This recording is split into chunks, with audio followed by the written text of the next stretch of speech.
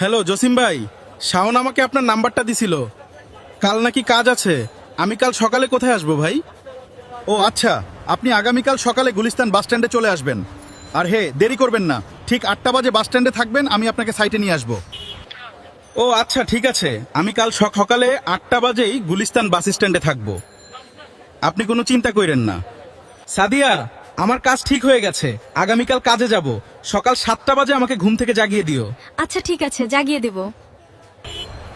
8টা 10 বেজে গেল, জসিম ভাই এখনো আসছে না কেন? ভাই আপনি আসছেন, রাগ করেন না ভাই, আমার আসতে একটু দেরি হয়ে গেছে, রাস্তায় জ্যাম ছিল। তাই আসেন তাহলে আমরা সাইটে যাই। আচ্ছা চলেন।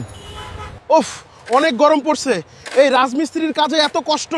আল্লাহ, তুমি আমাকে ধৈর্য দাও, আমাকে ভেঙে পড়লে হবে না, কাজ করতে হবে না। না হলে টাকা পাবো না, সংসারও চালাতে কষ্ট হবে, আর সাদিয়াও খুব কষ্ট পাবে। জানো সাদিয়া, আজকে রাজমিস্ত্রির কাজে গিয়ে অনেক কষ্ট হয়েছে, আর অনেক গরম পড়ছে, তাই আরো বেশি কষ্ট হয়েছে। আমার হাতে ঠোসাও পড়ে গেছে কোদাল দিয়ে কাজ করতে করতে।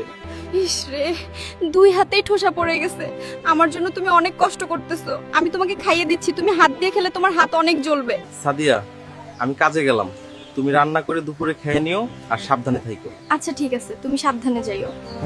ভাবি কেমন আছেন? কি অবস্থা আপনাদের? দিনকাল তো খুবই কষ্টে যাইতেছে আপনাদের। একটা কাজ করেন, আপনিও কাজ করা শুরু করেন, গার্মেন্টসে জয়েন করেন, আপনাদের সংসার ভালো চলবে।